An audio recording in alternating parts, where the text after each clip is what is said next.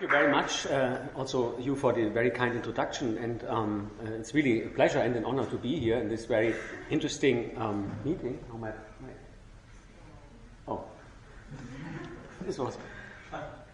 it's back. It's a little bit loose connection, so I should not touch it. So if you don't see anything, let me know, because I have a lot of images for you. Since I can almost remember, I'm interested in the brain, and I start my talk with a quote by Woody Allen, who once said, "The brain, my second favorite organ." And what I want to do today is to show you a little bit the fascination about brain research, and also the style of brain research which we can do nowadays with human brain imaging, because many of you probably have some connections to more molecular bases of neuroscience. And it's more recent in the last, say, 15 to 20 years, where cognitive neuroscience as a new field, which integrates basic neuroscience, psychology, philosophy, computer science, and especially brain imaging as the main method, this combined creates this field of cognitive neuroscience. And I was, when I moved from Max Planck to the Netherlands, I was the first professor for cognitive neuroscience in the Netherlands. So for me, this is really was at that time an honor, because it was exactly the field I wanted to have as a professor. And you will, of course, see that the access of the brain non-invasively, that means without invading the brain, without putting something in the brain, this is called non-invasive, has, of course, limitations, severe limitations. Nonetheless, it is also very exciting what we can do. And I want to show you, like a little bit of the past, what has been done in brain imaging, mainly with respect to brain-computer interfaces, because that's also a field I was part of developing that. But then also we'll look in the future and want to show you that we can do much more in a few years, and actually it starts these years, and I want to show you first results even of a new way of doing non-invasive human brain imaging with similar machines. They're just much more powerful. And that will show us that we might understand the brain at a level, which I yesterday shortly mentioned as a mesoscopic scale level of brain understanding, which really might help us to understand and model cognition, thinking, planning, emotions, motor planning, but also vision, which is a specific field I'm mostly working in. So how do we see? How do we see faces, people, three-dimensional space, and so on? This is largely unknown, and we take it for granted. But our brain has about a quarter of the neurons dedicated to solving visual problems. Invariants, that I see you small or big and recognize your face still, even if you tilt your head, whatever. So all things which we think are just there, we live, so to speak, in a conscious mind of understanding our environment. But the calculations, the processes from the retina, from pixels in space, up to these high mental processes is very difficult. And this is what I want to a little bit show you, that we understand this better and better, especially when we reach this mesoscopic scale level. So here's a short overview. I will talk first about some general remarks about brain-computer interfaces, what approaches are there in the past, what is happening now and in the future.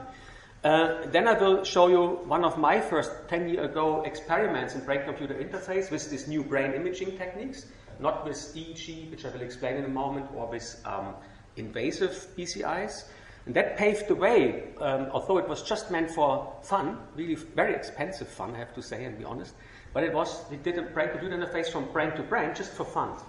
And from this emerged, and this I will then describe a little bit more clearly, specific kinds of BCIs, BCI brain-computer interface. I will use this now a lot. So BCIs, which we call then fMRI neurofeedback. The measurement technique is fMRI. I will explain how it works. And neurofeedback is meaning it's not a BCI where you control outside things, but where ongoing brain processes are fed back so that you see yourself what's going on in parts of your brain. And that has been done with physiology feedback, but never with specific parts of the brain. This is only possible with this method I'm explaining today. And that has not only led to fun, but really to substantial new innovative therapies, which are currently tested in clinical trial studies. This I want to show you that sometimes when one starts just to explore something for fun, it might turn into real clinical applications. Then I will talk more about traditional BCI, but I will focus not on what most people have in mind when they hear BCI, to control like an external robot arm, or to control an ego shooter game so that I can, with my mind, be faster and better to shoot around and things like that. This I will not do, because the technique we are using is temporarily too slow for that. I will explain later why that is. But it is a very good technique to kind of let brain activity be read out and be understood as differential brain regions which are active in different moments in time. And this we can use to implement different choices. That means if this part of the brain is active, you want to do A. If that part is active, you want to do B. And we have used this idea by combining spatial, that means location, and temporal aspects of the signal to encode all letters of the alphabet. That means we have a so-called communication BCI, which is now used in locked-in patients. That means patients who cannot move their body, which are captured in the body, locked in. And the only way to communicate for them is using such brain-computer interfaces. There are traditional BCIs based on electroencephalography, EEG, but unfortunately they do not work with all patients. That's why our approach is complementary to these other approaches and seems to be especially useful if patients have a so-called severe lock-in syndrome, complete lock-in. So if you still can move your eyes like Stephen Hawking can do, you don't necessarily need a BCI, because the eyes are so fast and so precise. It's difficult to beat that with brain signals, even invasive ones, just that you know. As long as people control their eyes, there is medically no real need for a BCI, at least not for communication. But if even the eyes cannot control very well anymore, this is the complete locked-in, then you need, and the only way to communicate then is really by brain signals. And then I want to, in the last like 20 minutes, I want to shift gears to the future. And I want to show you that we approach a new way of neuroscience in the human brain using these imaging techniques. And that's actually which drives my, not my applied side, but my basic neuroscience side. Because here I do completely, purely basic science experiments that they have no goal, in the sense of they have goals, but no application in mind at all. It's simply to understand better how our brain works. And actually, I focus in that part of my research on the healthy brain. I'm not starting with diseased people. I'm starting with us. In the sense I want to understand the normal brain. If I understand that better, it might be or not that the insights we get be again helpful in the future for some applications. I show you, of course, some ideas I have already, namely to make completely new, much better BCIs also. But this is something which is speculation at the moment. I will come to this at the end of my talk. So now here's an overview. Don't be overwhelmed by it. It's just to give you a little bit an idea what we are talking about. The traditional BCIs are actually only this branch. This branch I will talk mainly today is actually very, very new. It started 10 years ago. This is a publication I'm co-author. This was the beginning of it. And this is something I want to focus here, because that's what we piloted. But I want to say that, and I'll show you two examples in a moment, this is actually the real known. If you hear about BCI, it's mainly this part here. It's mainly electrophysiological and EEG based. EEG, many of you know, of course, you put electrodes outside the brain or at the skull, at the skin, at the surface. And these electrodes pick up electrical waves which you produce by cognition, by whatever you do. And in principle this sounds cool, because EEG gets the signals right at the moment when they happen, which is not what's happening here, we will see later. So this is a great advantage of EEG. Also EEG in principle is portable, so you can set it up and move around, although you get a lot of artifacts by moving and so on, which is still difficult to control these days. But nonetheless, it's possible in principle. And there's a lot of research in the future to make it really mobile and that you can really move around with it. I'll come to this in a moment. The big disadvantage is of this technique that the signals at the electrodes are completely unlocalizable, or almost unlocalizable, because A, the signals spread from regions in the brain and reach many electrodes, so you don't know really exactly from where it comes. And then these are electrical signals which have to go through several tissue types, not only leaving the brain, but also going to meninges, going to the skull, which deflect and deteriorate the signals. So at the end you have at your electrodes some completely mixed signals. And that's the reason why, for example, for neurofeedback, And for some aspects of BCIs, these systems do not work well. I will show you later some more thoughts on this. So while it is very portable, which is a big advantage, and while it is also non-invasive, it has this disadvantage that in principle you can localize well where from the brain the signals come from. And that is a severe limitation for specific BCIs. Nonetheless, as you see here, this is the most active field of BCIs, and there are many. This is only showing the BCIs for communication. So there are many people, many groups who have attempted and to some extent also succeeded in developing brain-computer interfaces for communication. In principle, always with the goal in mind, whether they use it or not for patients, but the goal is always lock in patients, right, so that you can communicate. The goal is more in a medical, helpful way. I will show you an example in a moment where this is not for medical treatment, but for kind of consumer electronics. I'll come to this in a moment. So EEG is, if you say, I wanted myself a BCI, then you probably should start here, if you want to play with that. Come in a moment to a system which you could try out. The other field, so MEG is basically similar EEG, but it measures magnetic fields. If neurons become active, you know, they send action potentials and so on. And the activity via the synapses, synaptic systems, produce currents, but each current, each moving electric particles produce not only an electric field, but also a magnetic field. Probably you know this. And therefore you can either look for electrical signals or you can look for magnetic signals, coming both from the very same source, neuronal activity. So therefore you could also use imaging. The problem is this is not portable. It is expensive, this also, but this is also not portable and has the same problems, little bit less in some extent, but nonetheless this is not used much for BCI, almost not. The hope for the future comes actually more here in the domain of at least in the domain of patient treatment, because these on the left side are all invasive techniques. That means electrodes are really put into the brain, and usually not to stimulate the brain, but to read out signals from the brain, mostly from the motor or premotor cortex. And of course, the big advantage of these techniques is you do not suffer from the problem like EEG, that the signals have first to go through many tissue types which deteriorate the signal, and you lose spatial specificity.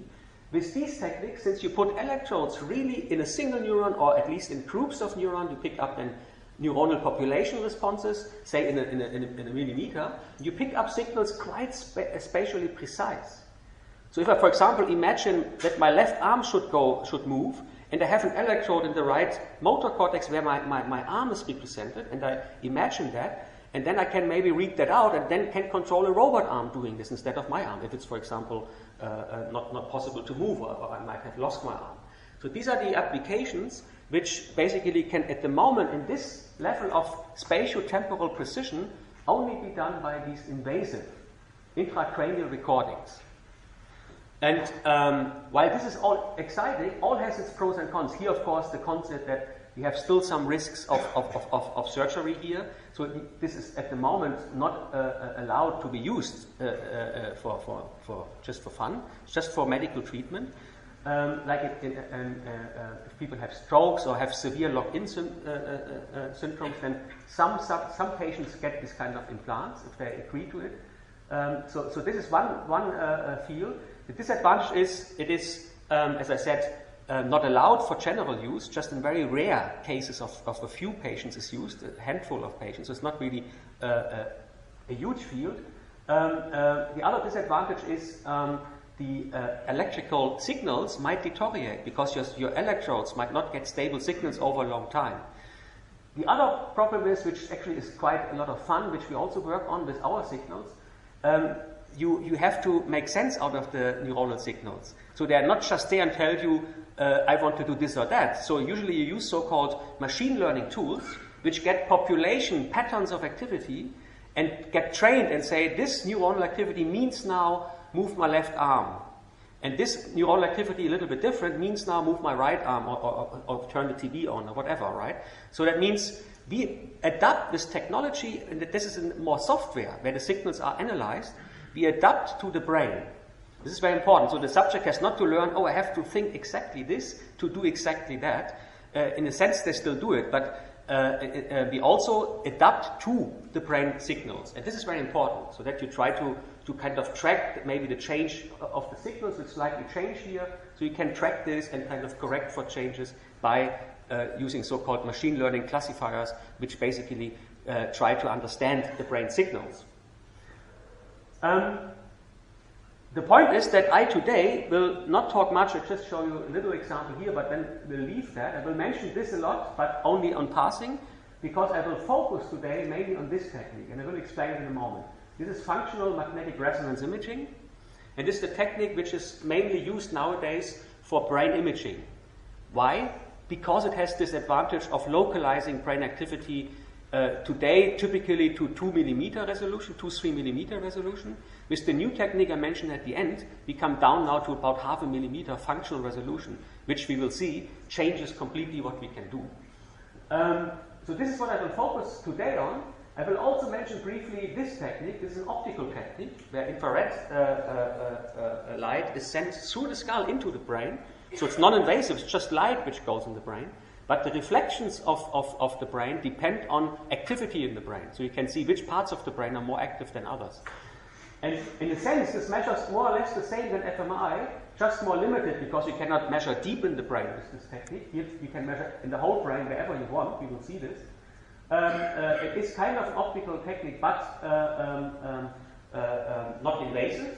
There are also invasive techniques. This is a non-invasive technique. And it's also portable. So you see that all the techniques have pros and cons. There is not one method which is absolutely the best or so.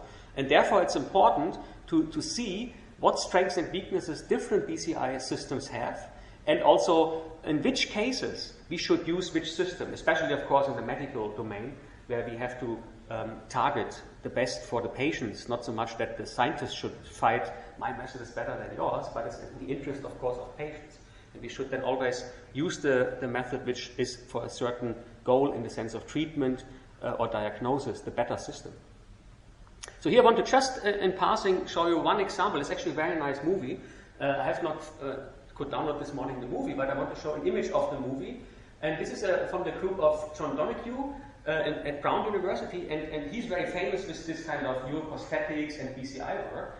Invasive. So he puts electrodes, you see here actually the connection. There are really electrodes in the brain, in the motor cortex, and they read out the signals. And then this woman, just by imagery of movements, controls this robot arm. And actually there's coffee inside, and the coffee was on the table. And she moves the robot arm and basically drinks there. It's a very touchy movie if you see it. And this appeared in Nature very recently, a few months ago. So if you look for this name in Nature, you will find this and find in the supplementary material this as a movie. It's very, very touching. You will also see that is state of the art. I just met him at an advisory meeting for the Brain Initiative in the US, and he told me that they want to improve this, of course, a lot, and he envisions that in 10 years, the systems are basically safe, so you can do the implant without much risk. He hopes it becomes much better, and also the software to understand the brain signal should have advanced a lot then. Because when you see the movie, it's very touchy, but you can imagine that just moving this from here to here, and to control also not only one joint, but also the rotation here at the end, she's doing this, takes the woman 5 minutes or so. So this is not like I'm drinking now, but it's an extremely effortful process. High attention, the movement extremely slow, and of course it does not always work. So there is BCI, even with implanted electrodes, that's the point I want to make here, even with the best we can do at the moment, invasive, the system is not working just like I think this and this happens. I stress this because in the commercial or consumer aspects of BCIs, you read fantastic things. We can non-invasively, not with electrodes, can do everything. We can control everything. We can do better fast control of games and things like that. This is basically all bullshit. Just want to tell you that. And I show you also a system in a moment which sells this, but also get over the years more and more modest with their claims, although they're still very bold. But it's just that you not fall in this trap and think we can do already magical things. It is still basic research at the moment. A few patients get these implants only. And most research is actually at the non-invasive side. I show you now the first excitement for treatment of locked-in patients, which is actually from my colleague Niels Bierbaumer in Tübingen, which has influenced my work a lot, I have to say. Visions are great because we all should have visions, but sometimes your visions are also shaped by big figures which influence you. This could be by reading a book or by listening to a talk. In my case, I gave a talk in Tübingen 15 years ago, and then Bierbaumer told me, you should not only play, let's do something serious with your stuff. Right? And this was important because it really changed what I did then later on in my research. And we also have a lot of work done together in the meantime. But what I want to show you here, this is non-invasive. That means no implanted electrodes. But it's an electroencephalography. That means these electrodes outside the head. And they measure a specific signal there. See, even from a single channel we can measure this. And then when it deflects in a certain way, the subject basically wants to communicate a certain letter of the alphabet. And the interesting thing is, although this took this person hours and hours to do this with an EEG, this is not fast at all. It's extremely slow and effortful. Bierbaumer always stresses that this person nonetheless writes a perfect German with all bells and whistles. So in principle, I actually do MFG or something here, or LG, for, he is really completely probably so happy that he can communicate this lot in person, that he writes like a perfect embellished letter to him. Although each letter costs some minutes to write, so it's actually a very slow process. Nonetheless, it paved the way of an excitement. This was also one page in Nature, the Nature publication 99, and it paved the way for many people got excited about brain-computer interface using this EEG technique, just to tell you. Unfortunately, if you read his recent papers of Bierbaumer, he's much more critical now. He says not only that this takes forever to do, it basically does often not work. And especially not in what I said before, this complete lock-in. So the people he used here were not completely locked in. They could still control a bit their motor system. And this helps here and there a little bit. But he now wants that other approaches are tested. For example, intracranial recordings, he also moves in this direction, but also this technique fMRI, which I want to switch to in a moment. The last example I want to show you is from the consumer side. And this is the typical websites you can find if you Google for brain-computer interface, home, consumer, EEG, then you find things like that. There are not many of those. This is the most popular one at the moment. This is called Emotive. This is their logo, and they have very fancy pictures, of course. And you see that they have an EEG which look very ugly, and you have a cab, very dense if you have it in the lab. So that they have achieved, it looks cool. Normally it doesn't. I'm saying they have achieved that. On the other hand, the number of electrodes is very little compared to what you use in the lab. You have 64, 128, 256 channels to a little bit better see where the signals come from. Although it's not really easy to do that, as I said before. It has not a good spatial precision. And there is only a few electrodes try to say they can control, if you read their advertisements, they can control everything and read the thoughts and emotions from people. They still claim these things. And basically this has been tested by scientists and many students who reverse engineered this whole thing. They opened it up and looked what's inside and made a lot of research, especially in Cuba, New York. And basically found out that the claims are way too bold. What you really see most when you control a game, because they use this for a game, are artifacts. For example, you move your muscles here, or here, or mouse muscles. They get electrical signals, and then whoops, something happens, and you think, wow, I'm controlling this, my mind is. It's basically muscle artifacts. It's basically muscle artifacts. This has been shown. Nonetheless, I don't want to be that pessimistic. I want to say, in principle, this is a good movement, if it would be done a little bit more scientific, in my opinion. And there are people, like in Germany, in Oldenburg, there are people who have now a new company. They do the same thing, but fully scientifically based. That means they test the things, they do it really solid. I've just seen this two weeks ago, and I'm very impressed where they are already. That it takes also some more years, but they are in a very good direction. They have a completely mobile, working EEG, which still doesn't solve the limitations of this technique, but at least does it in a way that you can use it really for research or also for some fun. Important point to mention here is that the system is rather cheap. You see, this costs from $300 where they do some averaging of the signals to a full EEG, raw EEG, where you have to can do much more in principle. And I mean, the good thing is, that's of course why it's also not so super working so well. The amplifiers and stuff are not so super good, because it's quite cheap. And that's of course also important. If things work and become doable in the consumer market, I think in principle I'm liking this, because then much more people, we had yesterday this discussion of a bit like crowd or kind of sharing thoughts over the internet or working together, and if people who have not thousands or tens of thousands of euro to buy such a system, if it's now in the hundreds of dollar range, then it becomes much more affordable. So therefore, in principle, I'm not against such developments. I'm more against it that people get then frustrated. And when this emotive started, they really had this 5 years ago, roughly, I remember from game conferences, they claimed, oh, you are as fast as light, you control your game, and you win all the 3D games and so on. And then now they have more saying, oh, maybe you can a little bit change the emotion of a character by working for a few seconds on imagining something slowly. So they have turned down dramatically, at least at game conferences, because all the people come, the geeks, I want to now win this game, and it doesn't work at all, right? So therefore it is important.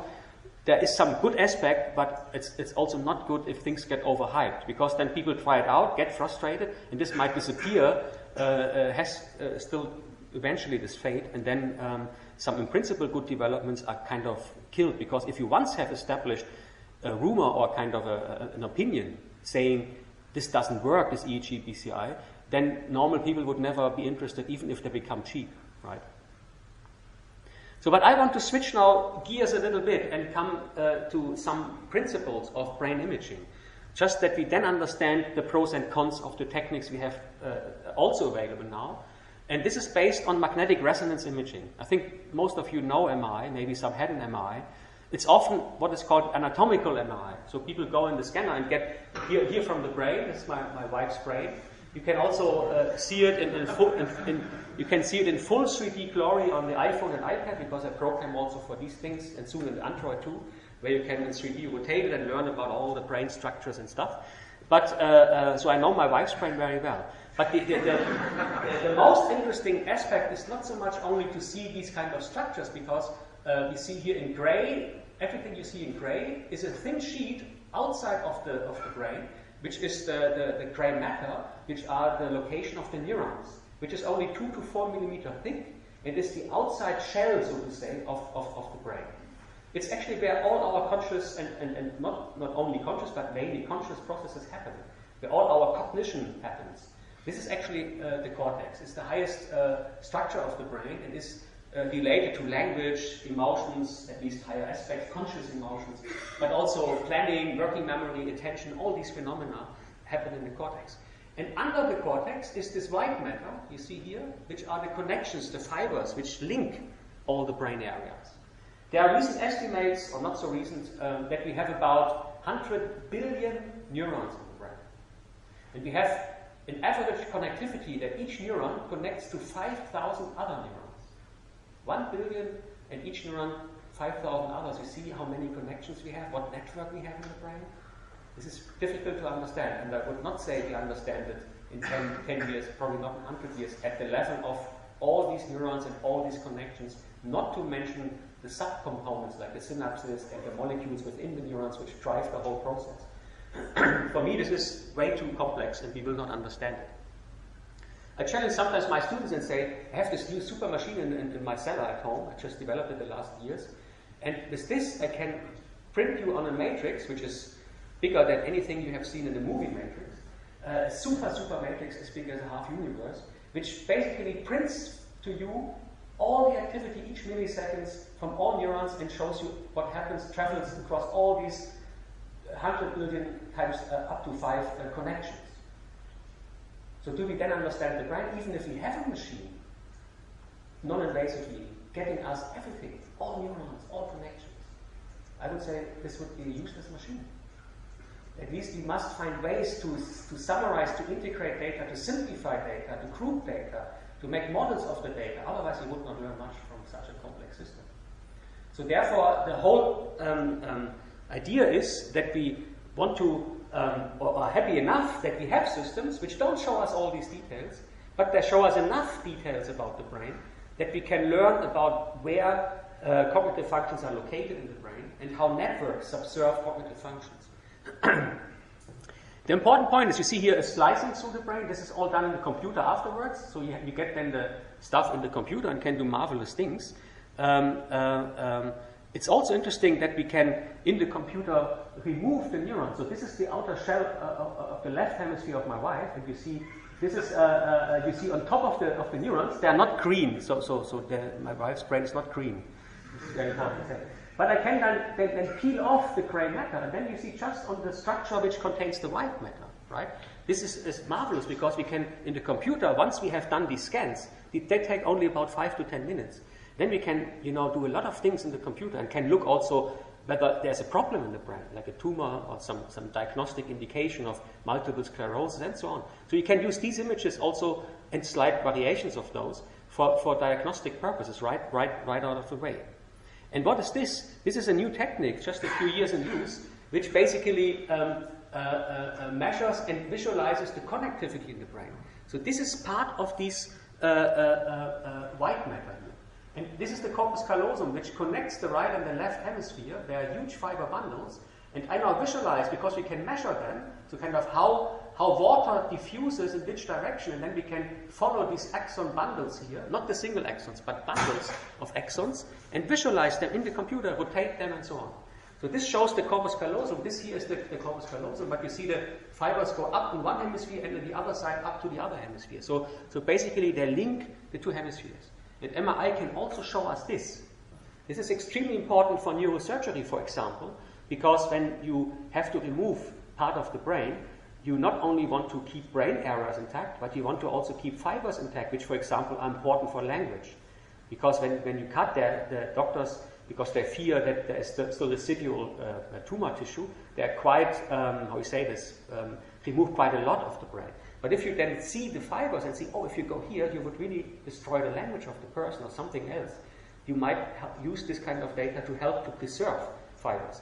And although our brains are somewhat similar, all our brains, at a coarse level, the finer we go, the more dissimilar our brains become. So therefore, you cannot just say, this is generally like this in the brain, but your fibers, your connections can be centimeter different and have different qualities also than another person's brain. So this is very individual. So you can scan a person and then use this information for guiding neurosurgery. And another hero in cognitive neuroscience and brain imaging is actually a study which was not done with brain imaging. It's much earlier. This is Broca, and you know maybe Broca's area, which is actually the speaking language area. It's named according to him because he had no MRI. But he already speculated and had good hypothesis, what he called functional localization. So he argued against other people who said the brain is a holistic thing, everything is everywhere. He said, no, functions are precisely located. So you basically have language here, you have thoughts here, you have vision here, you have audition there, and so on. He was one of the pioneers of pushing so-called functional localization hypothesis. And then he had a person which he called, or the literature called Tan Tan, Mr. Tan. Why? Because when you gave him a question, what's your name? He said Tan Tan Tan Tan Tan Tan Tan Tan. Then you gave another question, where are you from? Tan Tan Tan Tan Tan Tan. So he could not speak. He understood everything you told him, which you could say by do this and that. He did. So he also kind of seemed to have, this is speculation, the thoughts to talk, but out of his language production came basically nothing. And he speculated, Broca, that's because a tiny part, or not so tiny part, this part here, of the brain in the left hemisphere seems to be not working anymore. And how could Broca know? This is not brain imaging. He had to wait until the person died. And then he looked in the brain and published this. Yes, there is something missing. It probably was a stroke or something. So the language area, which you know as aphasia, have many stroke people if they have a stroke in the left hemisphere, was the cause why he couldn't speak anymore. So this fueled and convinced the community. There was a big controversy before, but from this point on, the field moved more and more to the agreement the brain is an organized structure. It's not a holistic thing. Of course, networks interact, so there is also not only the areas count, but you can find very precise localization of function in the brain. And that is also important because it's the basis of brain imaging.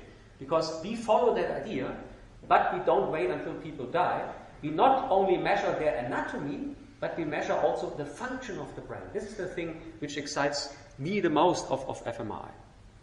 And you can see here a quote, which is only 15 years old, of a researcher who expresses that. When functional brain imaging, fMRI, came up 20 years ago, it was only in a few labs, but people immediately saw the potential of this, because it was a way, without interfering with the person, to get to quite detailed functional knowledge where things occur and happen in the brain. And before fMRI, the technique I'm using most of my research, there was PET, positron emission tomography, 10 years earlier, which is also measuring in slices where activity is. But it has two big disadvantages, or three. One is it's invasive to some extent. You don't put electrodes in the brain, but you put radioactive isotopes in your body. So you a little bit harm the person. Of course, you're allowed to do this only once per month, or actually now per year. So you cannot, for example, like in fMRI, we also follow how the brain develops if you learn something, how the brain changes. So we measure before, during, after, which is not possible with PET. And besides this slight invasiveness, it also has a very, very low temporal resolution in the order of minutes. 1 minute or even slower. And the spatial resolution is in the order more towards the centimeter. So in all aspects, fMRI was an order of magnitude better. It's basically non-invasive, because you only put magnetic fields and radio frequencies in the brain, which is the same when you have your mobile phone. You do an MRI, you don't scan, but you put some energy in your brain, which is very similar actually to what we do. So if this is not harmful, also our technique is not really harmful.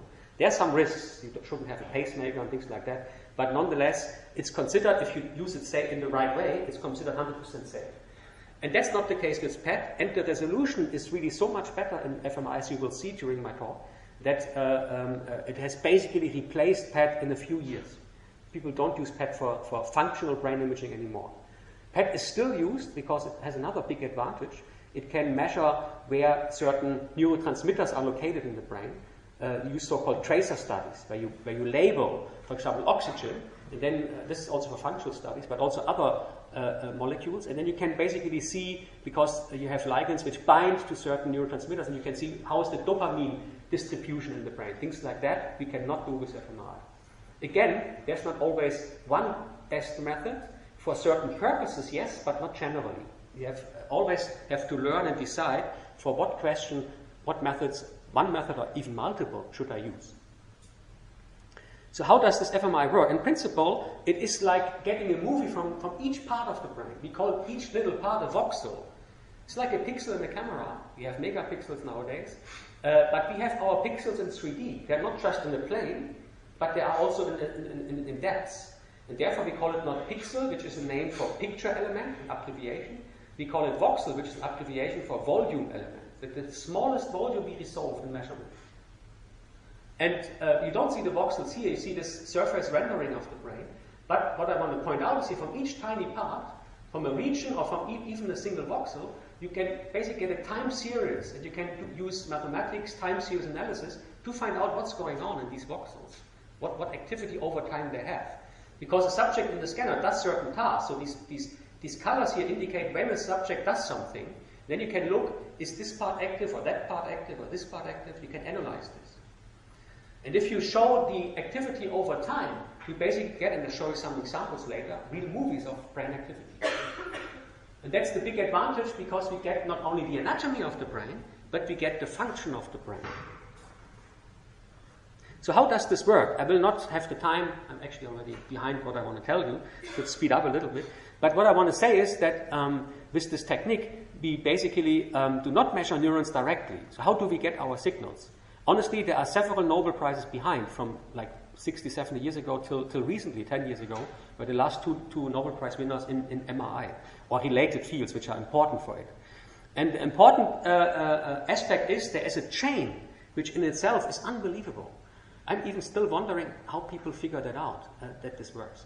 I give you a glimpse of the complexity, and then at the end, I will tell you that it still works very good. Because if you see all these chains, you might say this cannot really work. So let's start with a simple consideration. We stimulate some neurons in the brain. Usually in the lab, we have external stimuli. For example, we show such a ring. The subject looks in the middle and sees this black-white ring, kind of with these checks, which flicker even. So it's a very strong stimulus for the brain, for the visual system. It can also be internally generated things, which I come to later. And then, of course, neurons become activated. They spike, they get synaptic activity, and they work. And this is indicated by this figure here, so that neurons become active. And now, because it's a visual stimulus, neurons in the back of our brain, in the primary visual cortex and some higher areas, become now activated. They work like crazy, and there would be then an increase of activity. But until we are there, we have to understand the following. We don't see these neurons with MRI. No way. So what do we see? The important point is that when neurons become activated, they basically need food to get kind of ongoing working. And to work, they need food. And what is the food of neurons? It's basically oxygen for ATP and for kind of metabolic processes. So you need basically glucose and oxygen for that. And that's the trick here, because the neurons basically somehow indicate to the vascular system, I'm locally, say in my language area or visual area here, needing more food because I'm working like crazy now. I'm working very hard. So my Broca is also working a little bit harder. And your Wernicke, hopefully, your understanding part of his language, hopefully working quite nicely now too. So we would get now different brain activity patterns if you would scan us now. And that's actually what happens. The neurons which work in the region, very tough, demand from the vascular system, from the blood supply system, I need more food. How do I do this? No one knows exactly how. But it leads to a dilation of the very tiny blood vessels. First the tiny ones. They open up, they get wider. And that means there is more fresh blood coming locally to the regions which work harder. And this goes down to sub-millimeter, so the precision is very high. It's not that the whole brain gets more oxygen and glucose. It's a local mechanism that only there, where the neurons require more food because they work harder, they get signals to the blood system, please open up, push more fresh blood to me because I'm hungry. And then, like on a sushi bar, there comes the oxygen and they grab it and eat it, so to speak. This is only half true because the blood system, for reasons also no one knows, brings way too much oxygen. No one knows. It flushes away the deoxygenated hemoglobin. Because you can imagine, if there is, this is the trick now, the blood system, another Nobel Prize, blood system comes with hemoglobin, and the hemoglobin molecule carries the oxygen. It's bound to the hemoglobin. It's called oxygenated hemoglobin. It's like the carrier which brings the oxygen, the plate, and on the plate is our oxygen, and the neurons can grab it, right? And if the hemoglobin gets void of the oxygen, then it's called deoxygenated hemoglobin, because the oxygen is gone. And this is the trick now, that hemoglobin has magnetic properties. And these magnetic properties change with the oxygenation level. That means if hemoglobin is bound full of oxygen, it does not deteriorate induced magnetic fields from the scanner. So we see, oh, it's a big signal because it's not worsened by the hemoglobin. But if hemoglobin gets rid of the oxygen, it is paramagnetic. It has a slight magnetic effect which can be measured with MRI.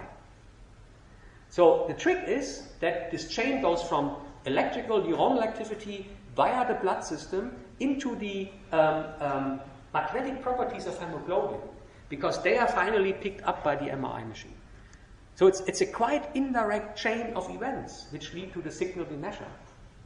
So the hemoglobin magnetic properties is the reason why MRI can be used to measure neuronal activity, but not directly, but only as a signal of the blood supply system. That's the important point here.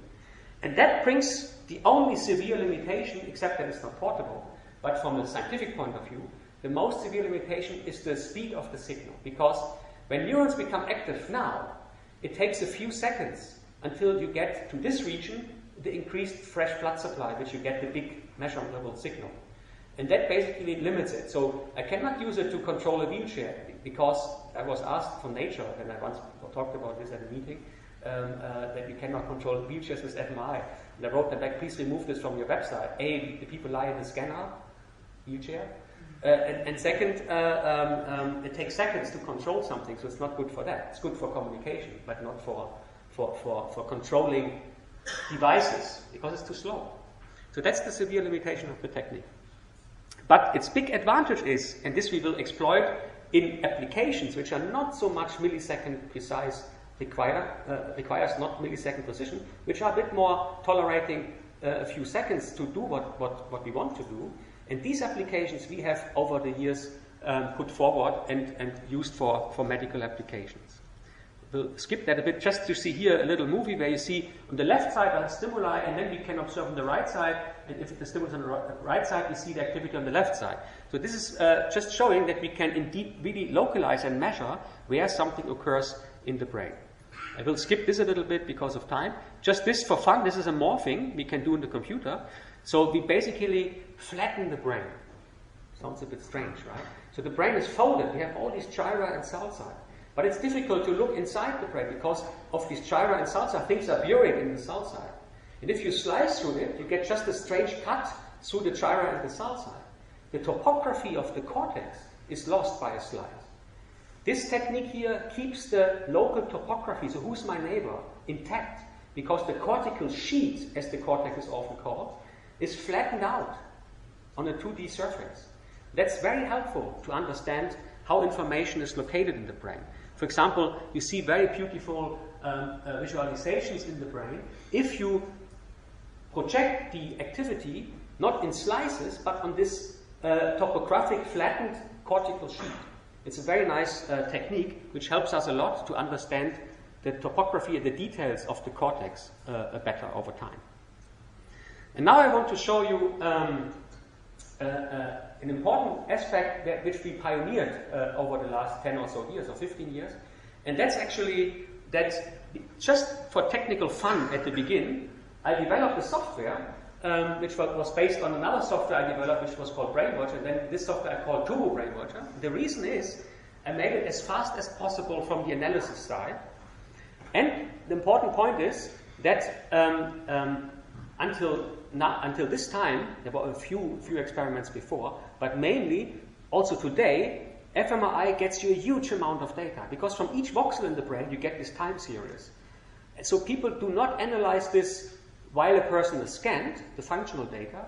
They do this after the scan, a day later, a week later, so it's called offline analysis. So you get your data, and most scientists then sit there, most PhD students, and analyze what did I measure, did it work out, where did I find some new activity, and so on. You do this in your office, in calm, because there is no temporal pressure, so to speak. I had this idea, just to show off how cool I can program, actually. I can do this so fast that you can do this in real time. So whole brain analysis, fancy, everything in real time. So in principle, this was the begin, not absolutely the first. There were people with one slice trying this before, but for the whole brain, it was really the first time we did that. And I don't want to drop fancy names on you, but I just want to tell you that nowadays, this means the present is actually shown here. So we basically, for those who have done some fMRI, they will recognize many of these words. We basically do all the fancy analysis people do nowadays, including multivariate, machine learning, whatever you want, all in real time nowadays. So that means, and even at high field where we have millions of voxels. So in principle, by improvement of computer hardware, of course, also, but also software, programming in parallel code, GPU code, for example. If you do this properly, you can make systems which can do the full analysis of the data while the person is in the scanner.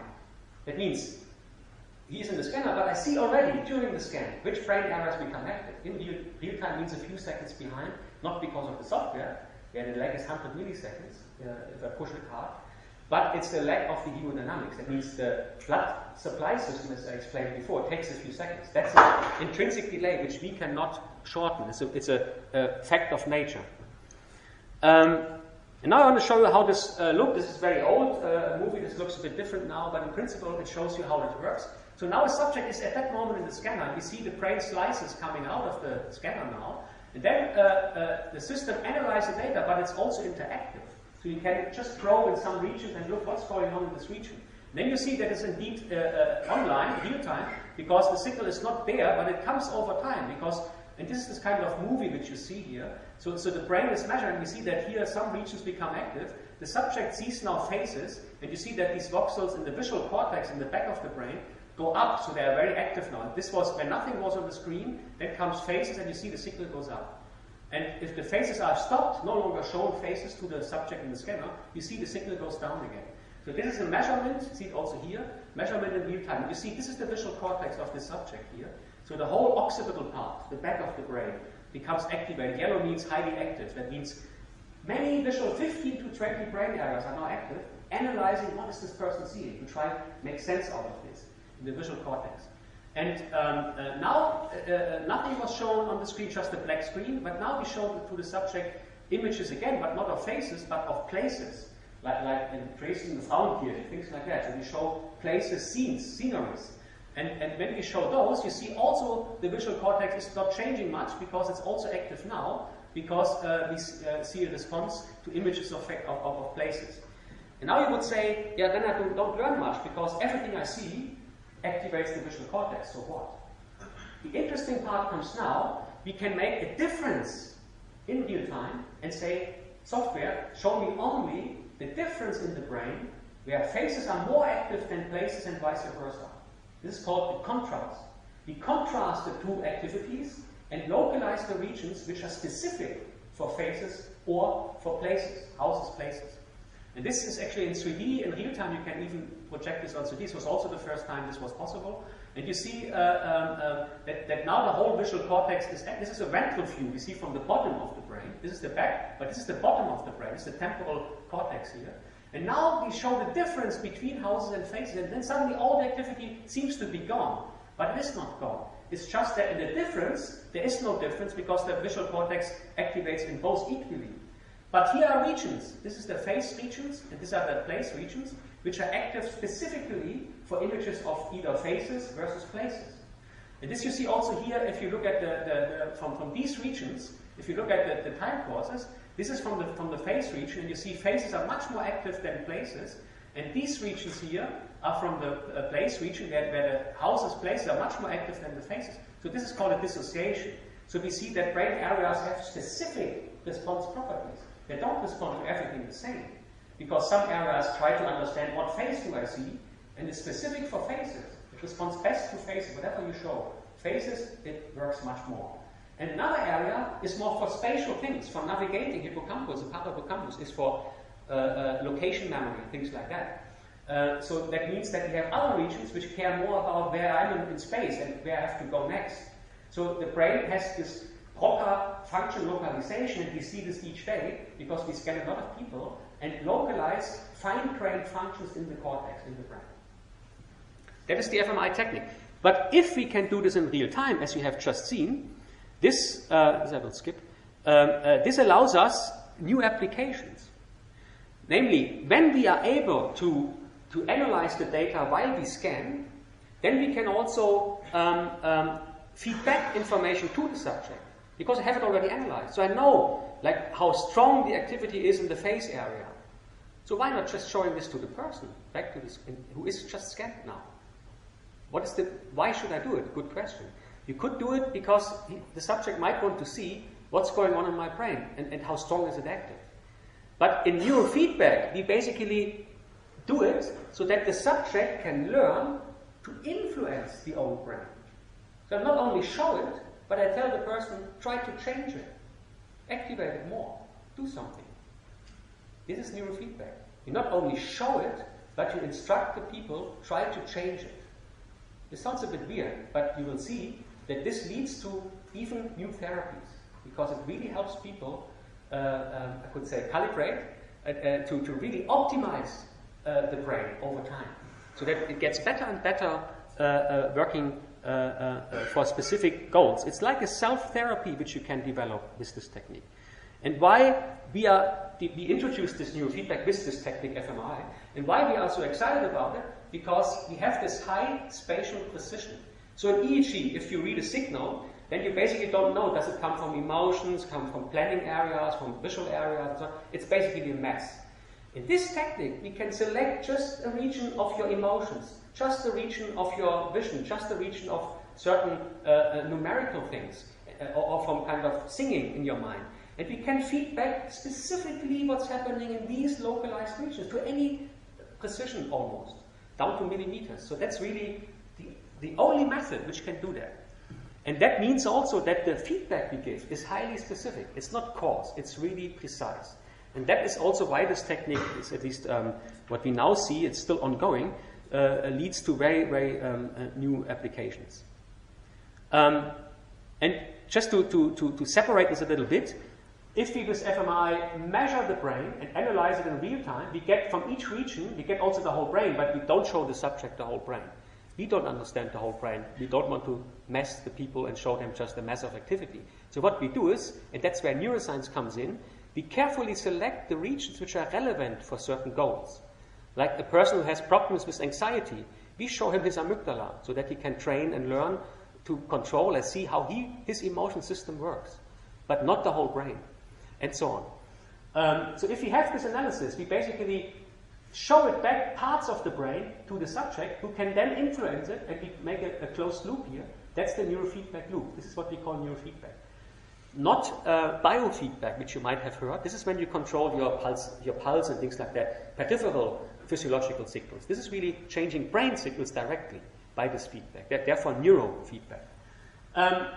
Then, this is the other aspect which brings us back to our BCI. When we do not feed things back, but just read out what's going on in the brain and then do something, like turning the TV on would be a more classical BCI example, but in our case it's producing letters for communication.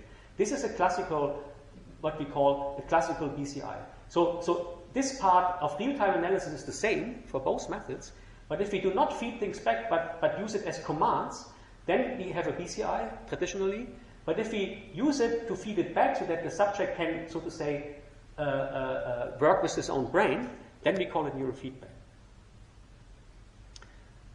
This I already mentioned. This is just to show you that the signal we measure comes delayed a few seconds. It peaks 5 seconds later, but a few seconds we already see the increase. So that's an intrinsic problem of the only real problem, that our signal comes a bit delayed. The good news is that people adapt to that. So if people do neurofeedback and play with their own brain, they test hypotheses. They say, oh, now I try, if I do this in my mind, so I remember this birthday where this and this happened, and then I look what's happening now. This is just perfect, because then exactly a few seconds later, the activity comes, which he just did before, and then he observes what happened in the brain. So it's not for neurofeedback, it's not a problem that it comes a few seconds later. We might have to even artificially delay it, because it's good to have some delay here. So for these applications, the delay is not so critical. And then I told you that the first experiment I did with this real-time fMRI was what we called real-time hyperscaling. And that means I was just happy that I could analyze a brain basically in real time, the whole brain. And then I said, in Nijmegen, where I worked for some time in the Netherlands, they have 2 scanners. Why I should not put 2 people in the 2 scanners and link them? And this was the birth of what was called bold brain pong, which at that time was a lot in the press. So it was the first, just for fun experiment. It had no goal, no applications, just can I do it, right? Is it possible? So, and can 2 subjects exchange also information and work with each other where no motor output is used, just brain signals, right? So I then developed this brain pong. And one important goal turned out, at least later, was to study how severe is this delay of a few seconds? Does it kill this, or is it still possible? So not software speed, but the speed of the blood supply, which I meant the oxygen stuff, whether this delay is a big problem for these kind of studies. And you could call it playing, but I call it proof of concept. It's a more scientifically accepted word to try something out, you know. And this is an important sentence, because this only occurred to me later.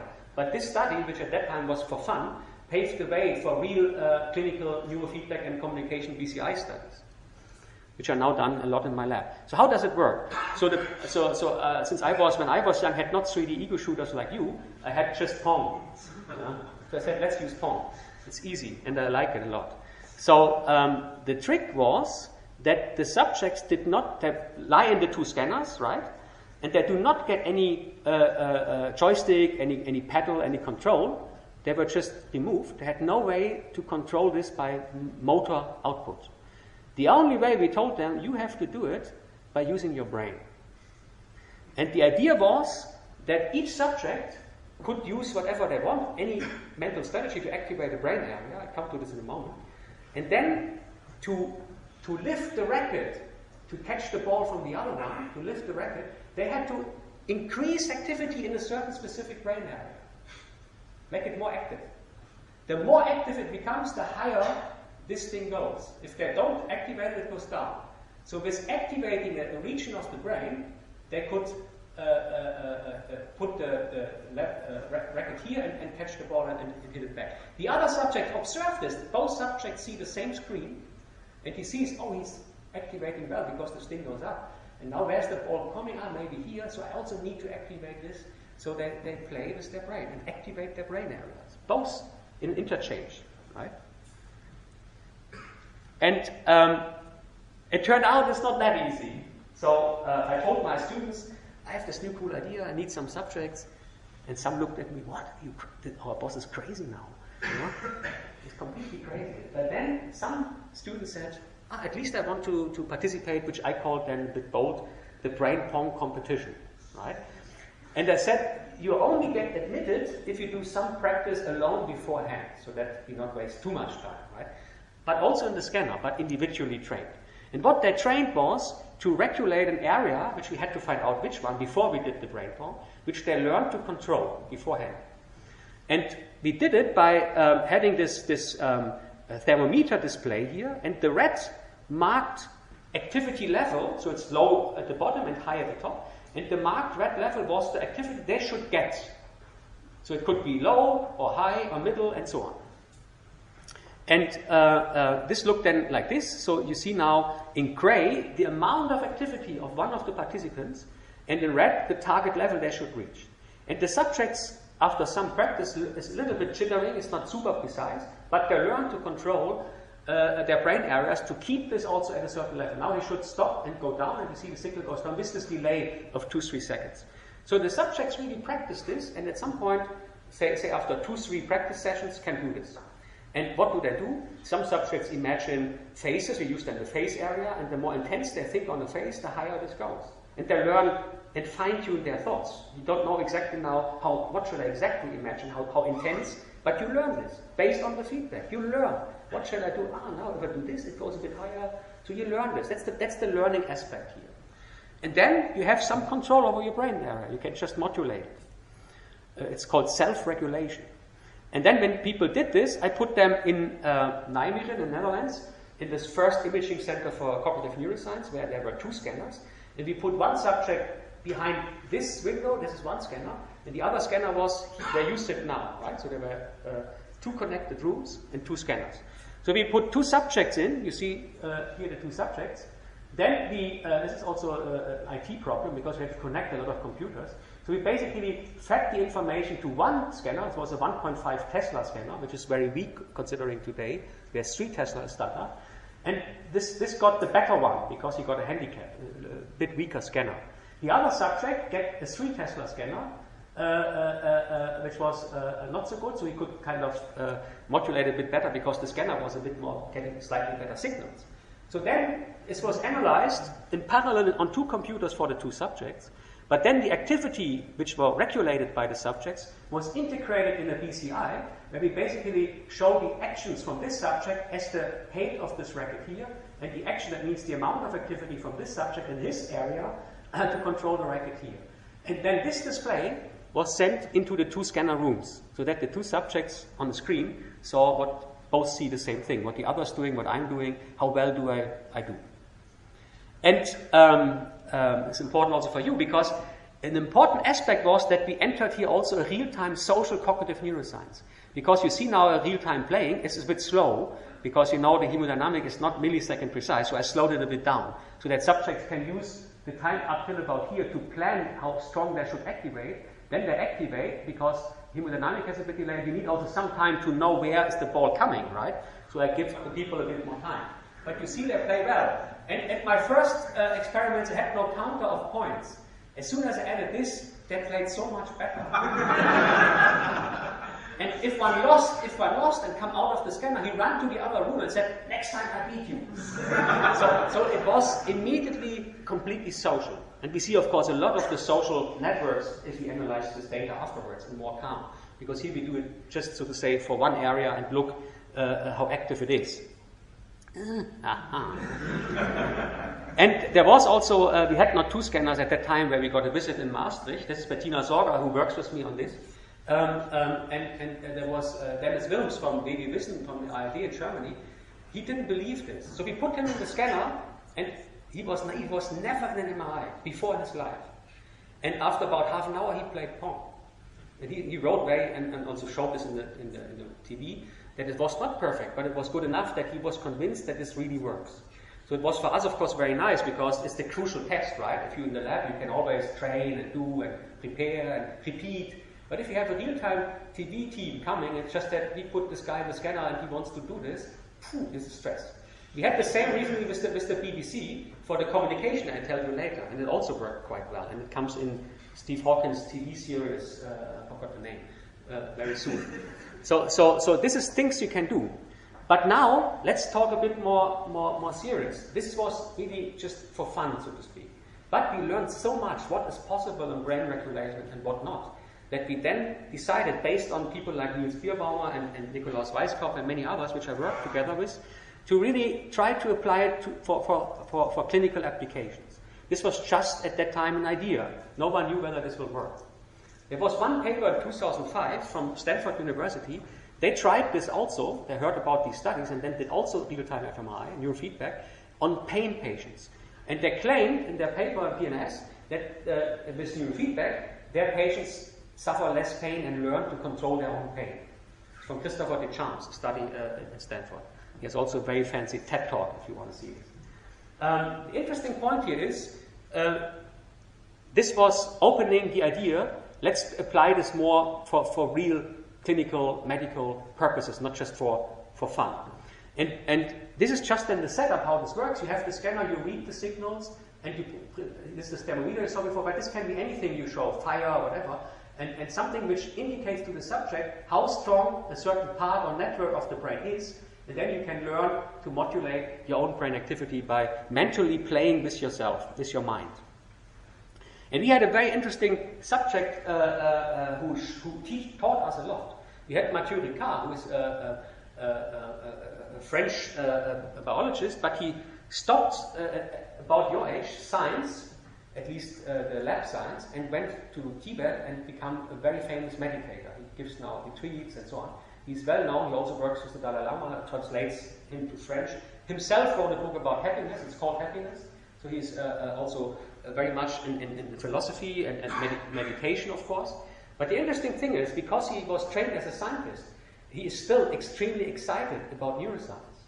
And when he heard that we can do this in real time with fMRI, he said, I need to visit these guys and do meditation in the scanner.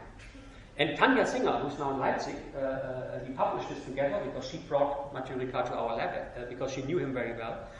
We did this kind of study of neurofeedback, but it was during meditation. And he basically probed me immediately and said, oh, 1 thermometer? No, I want from 3 brain areas, the insula, this and this. Show me these areas. So he was not he was really knowledge person, right? And he had really questions about his own brain. What happens in this meditation? What happens in that meditation? And we told him, we visualize you this during meditation. And for him it was even no problem to open up the eyes and look at the information. He could still meditate. He's so good, it was no problem. He saw this in the brain activity when he meditated and not. Amazing signals, more than we normally get. And the most striking thing was that if he did different meditations, like unconditioned compassion is a more abstract thing, loving kindness is more concrete, and pain compassion, then the different 3 areas we showed him had really different profiles, especially this compared to these ones. And but this was not the most striking finding for me. For me, it was really striking that he could activate subcortical regions very strongly in the insula, but also in the ventral striatum, which are areas which have to do much more with our feeling of our bodily state, how we feel, how well we feel. Also reward regions, so regions which give us reward, that we have performed something well, that we feel calm, and so on. These areas which are consciously difficult to change, we could just at will turn on and off. This was amazing. And this also raises a problem, because how we can do this? Because usually we have no conscious access to subcortical structures. But now comes the trick. The cortex is highly connected with these subcortical structures. So if you practice and meditate, you basically use, initially at least, your cortex. But via the connectivity to the subcortical areas, reward areas, emotion areas, you get better and better in affecting these regions. That's at least how I interpret the results. I don't think he directly modulates them. I think he uses also the cortex, but he has learned over 30, 40 years to do this in a very sophisticated way. And in a sense, we thought, because Tanja Singer actually has this idea, she says, why can we not use and train in the future children who have a lack of empathy? For example, they don't suffer if you hurt an animal or so, right? To just practice them and make them better and practice these areas which are all empathetic areas. I can give you a story, because the insula has a lateralization for negative emotion on this side. And we ask him, now please, you did all your meditation, now for our research, please do a negative emotion for us. Just please. No. Negative emotion? No. And then somehow we pleased him really so much that he did it. And then suddenly it was amazing, the brain pattern changed dramatically, so he was really in a deep negative emotion, it was clear. And then we asked him, so what did you do? We were a bit kind of shocked, what did you do, right? He was I imagined I was in a Chinese toilet sinking into the shit. Okay, this explains a lot of the insular activity. But here are the first studies, which worked not in all subjects, I have to be clear here, only in some. But what we did is, we used the brain areas which he could control and simply show to fully naive persons, also never on the scanner, the signal from these regions. In the bar, you see the raw signal, but we told them whenever there come certain moments, which are indicated here, please try to activate what you see on the screen by doing something maybe with emotions and so on. So we want to see, can we translate and make a shortcut meditation experience, or at least kind of an empathy training, with people who never were on the scanner. And interestingly, about half of the subjects succeeded there. So that means at the beginning they could not activate these regions from Mathieu Ricard, but later on they could. About half of them, and extremely well, almost as good as Mathieu Ricard. It was just never tried before, right? And so if we ask these people who could do it, then they came out of the scanner. So what did you do? How did you activate these regions? One mother said, I'm holding my baby in my mind, and I have these feelings. Another says, I pet my dog, so I'm not knowing all the exact details, but they were all extremely empathetic mental states in which they were. Without telling them that before, just saying emotion could be interesting to try out some emotional memories and so on. And they find themselves then the strategies which kind of reflect some of the aspects which Mathieu Ricard told us what he's doing in his meditation. So there's also a way where you translate something from a study into something like a therapy. This was not done for therapy at that time, but it paves maybe the way, and it's what maybe Tanja Singer will do next, to really practice children in these areas to make them more empathetic, those who have problems with that. What we did in a collaboration with England, with David Linton, who was a former PhD student of mine, is now professor for psychiatry and genetics in England. With him we did this with two patient groups, with depressed patients and with Parkinson patients. And we want to see, can we help them? So we basically did the same thing, but in the depressed patients, we feedback not motor regions or not face area, but we feedback the emotional centers of this subject's brain. So we first map them by showing them some emotional pictures. Then we know, this is in this person, emotional areas. And then we feedback the activity in these areas. And then ask them, play with your emotional state. This sounds difficult because depressed people, we use people who are 20 years on average severely depressed. So usually they don't even join such experiments easily. And people told us, you get them maybe once, you plan 4 different times to scan them, they will not come again. Opposite was the case. They all came back. The reason is that they all succeeded in modulating their emotional networks at will, using this feedback, which they couldn't do by behavioral training before. And the interesting point is, it gave them back an important feeling which is in the core of many success in therapy, namely the feeling of control. So if you tell them, you should know better, you have this medicament and this training, no, I'm feeling so bad, right? So nothing helps them. And now if they see, they are with themselves, no one tells them anything, and they see, oh wow, I can control my emotional system. I see it black and white, or gray on the screen. This gives them a feeling of control, and that is like a thread which moves them forward. We also showed it is not just the feeling of control, it's important. It must also be the right areas feeding back. So if we feed back these people, not emotional areas, but say motor areas, they also have control, they can also learn that, but they do not improve in their depressed symptoms. This is what we showed, and you see here, let me abbreviate this a little bit.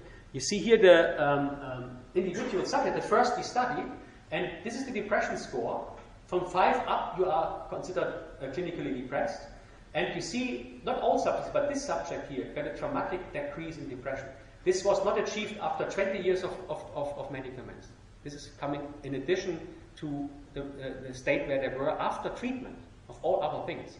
The doctors couldn't believe this. Of course, there are also some, and they can also modulate their emotional areas, but nonetheless, their depression score did not improve. There are many kinds of depression. We are not yet sure where it works and where not. This is what we try to find out in the future. This helped a lot, this helped a lot, not much, a lot, and this is my favorite because he's now not depressed anymore, right? He's at the level where you say he's healed, right?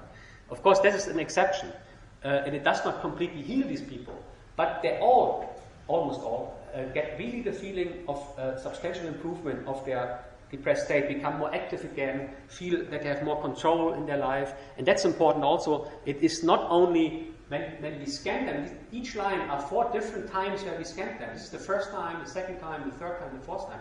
What this graph shows you, after some measurements, they keep a high level even at the first time in the 4th scan session when we scan them again.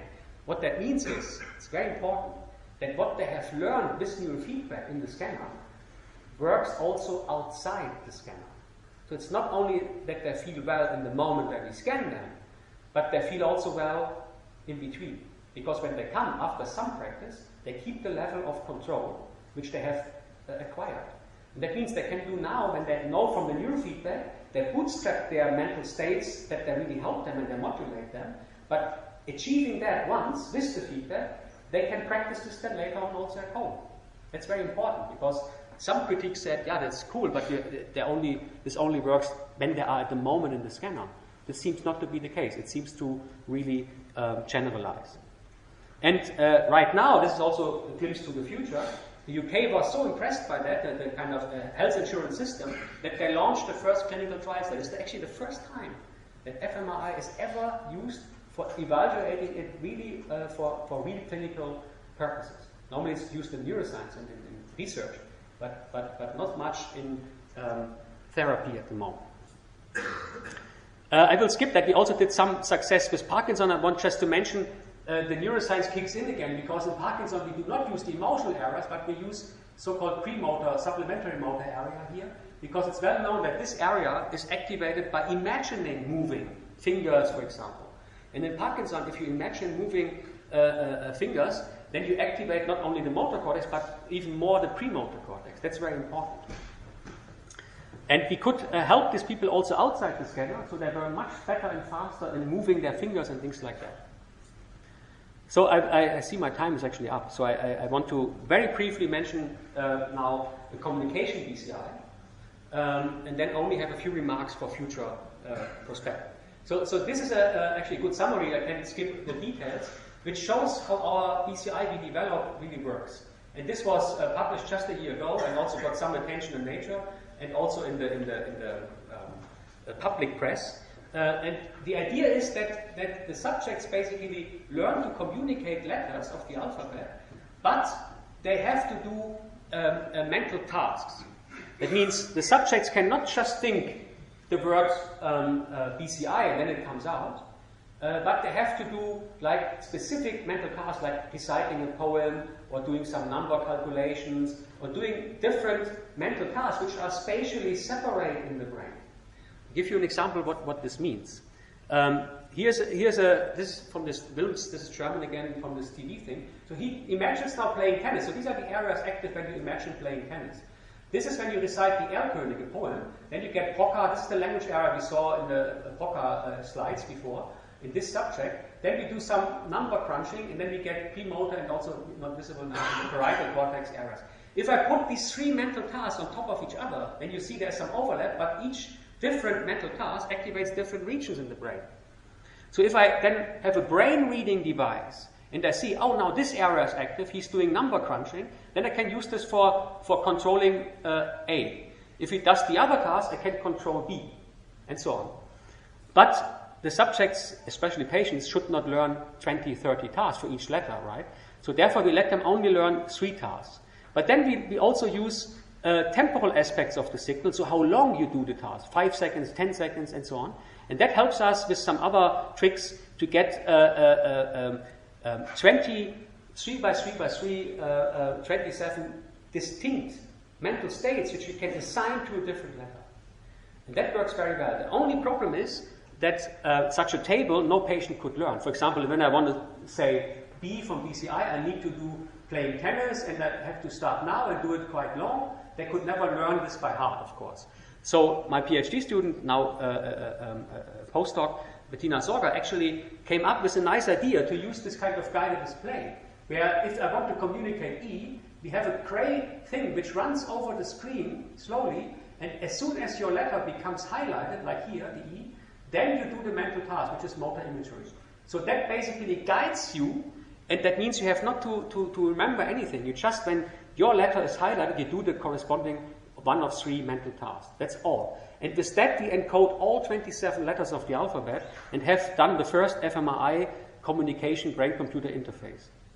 This is raw data. I will skip it for time reason. Also, how we analyze this is just to show you here a little movie where a subject sent us here a whole sentence out. It's actually 10 times faster than it really is, but you see letter by letter comes out. And this subject was very nice because he sent us a question: can you read my mind? Which I found very nice. You see, we had also one mistake here. This should be an O, but we have now a word completion thing, like in your phones, and this would correct it to an O. So we get, without this correction, 95% correct already. With this correction, we are 100%. And that's important because for a brain-computer interface, it's not good enough to be good. You have to be perfect. Otherwise, you have to repeat these letters, and this takes even more time and confuses the patient. It should be working close to 100%. It's very important.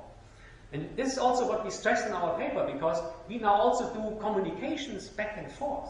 For example, we asked the subject in the scanner, where did you spend your most recent vacation? And they sent us India out. And then we used this word, which he just sent us, back in the next question. So what do you consider most typical for India? So it came out clothing with some correction. Actually, this was a mistake of the subject, he told us afterwards. So that means that we can really now do with people without motor output, just from reading brain signals, we can communicate, even if it's slow, but it works close to 100%. So we put this in a hospital in Liège, in Belgium, which is specializing on coma patients, wake coma and locked-in patients. We basically put it there on the first patients where it's now used to communicate.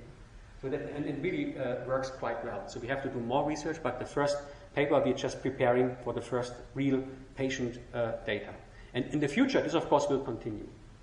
And I have not the time, I just want to mention we do this more portable now for patients because we use this mentioned earlier technique which measures optical signals, and then we cannot measure deep in the brain. It's not good for neurofeedback, but it's good for this communication BCI. And we currently develop the system so that the patient has this at home at the bedside. He doesn't have to come for a scan to communicate. This would be also not nice because he can only talk if you put him in a scanner, right? So we put this now converted in a mobile system which measures the same signal as fMRI, but it is a portable system. And the final thought, which I will only have not the time anymore, but I just want to mention briefly a few points which shapes the future. Namely, that for me it's important that with the recent advent of high field scanners, so I told you before, the scanners we used for the brain pong had 1.5 Tesla, which measures the field strength, magnetic field strength of the machine. And the higher it is, the better the signals are you can get. So 1.5 was long time the standard. Now it's 1.5 and 3 Tesla, especially in research and in some hospitals, 3 Tesla. We and some few labs in the world go now to 7 Tesla and 9.4 Tesla, which is an amazing higher magnetic field. And that I do and convinced my university, had 6 years ago this vision, for me already now in my future, and said, I want to go to this high field and we can do marvelous things with that, hopefully. Please give us the money for that, which you can imagine is not easy to convince your university. Fortunately, we also convinced some funding agencies, so together we have now not only the money, but we have it already running, the system. And this helps us now to zoom in the brain to a level which I call the cortical columnar level. And why is that important? Because you saw before these little movies of the activity. You just see, okay, he recites a poem, the Broca is active. But we don't know what Broca codes. How are words coded? How are letters coded? Or if you see the face area, he sees a face now, imagines a face. But how is a face represented in the brain? What features is the brain using? The eye distance, the color of the hair? So what? We don't know. And my vision of basic neuroscience is now to increase the capabilities of these machines and to zoom in, not to neurons, but to these vertically organized cortical columns, because they're the neurons in such a column, thousands of neurons, basically code the same thing. Then the next column codes the next feature, the next in one area. So we resolve these features within a single area. And that's actually the future. And I want to give you maybe as a thought-provoking thing, a sentence of one of my heroes when I was a student, Marvin Minsky. He said in a famous book, to explain the mind, we have to show how minds are built from mindless stuff, from parts that are much smaller, for me these are the columns, and simpler than anything we would consider smart. So with this advent of this technology, because we study still the whole brain in the human mind, we can relate now such mesoscopic structures of cortical columns to very high-level phenomena like attention, like working memory, like thinking, planning, emotions at a human high level. These things are now becoming possible. And I have not the time to go into that. I just want to... there are a lot of evidence for these columns. I will skip all that. But I want to show you now that it is indeed possible. Here's a study which shows so-called orientation columns in primary visual cortex with 7 Tesla, this high-field scanner in Minneapolis. It's a group we collaborate with on this. This is the center we just built. There are 3 new buildings which are just opened. Actually, in 29th of October, it will be a royal opening. The Dutch king comes to open it. I'm very happy about this, of course. I'm not a royal, but it's still nice in the Netherlands.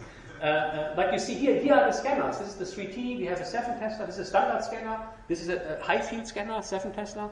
And we have, since a few months, also a 9.4 Tesla. Huge machine. I was the first subject in this machine just a week ago. So it's happening now for us, just now, in this moment. And the images we get are incredible. We see so much more detail of the brain we couldn't see before. And of course, as a programmer, I developed also a lot of new tools to analyze this data in cortical layers, in cortical columns, which I have not the time to go in details, of course. But here's our first study, which shows in an area of motion processing, where you analyze who is moving in which direction in the visual field. Before I had a study like 15 years ago, one of my first MRI studies, which showed that this area, MT, motion area, is active when we see moving things versus not moving things, static things. This was the first time we could show that the direction of motion is coded in columns in MT. Was known from monkey research, but in human it was not known, not shown. And this is very important because we now can use these techniques to start unraveling the coding in the human brain. And this is the research strategy. In the future, we want to unravel area by area, where we read visual work from area, reading area, face area, and a lot of visual areas and also other areas, step by step, unravel the code, how information is represented there in distributed patterns on top of these columns. This is the goal. And of course, there is a link to brain-computer interfaces, namely, my application idea is that if we get this resolution, and we just work at the moment on the first imagery studies where people imagine features, not yet words or letters, this comes next, but we imagine motion in this direction versus that direction. And we can read out from the brain what you imagine, not just motion, but which feature is active. We see now during your mental state. And that is the first step in this direction that I hope in a few years We have a BCI where you just think A, you imagine it, seeing it or hearing it, and then ploops, it comes. And you don't have to do beside the Erlkönig. It's much better because it's direct, and it would be also for patients important to do mental tasks which are close to their goal of communicating and not some arbitrary mental task. We also do a lot of modeling. I have not the time to go into this. I just want to finish up with my last slide, which you can read. Because of time, I will stop here. And thank you very much for this glimpse of the present, past, and the future. Thank you very much.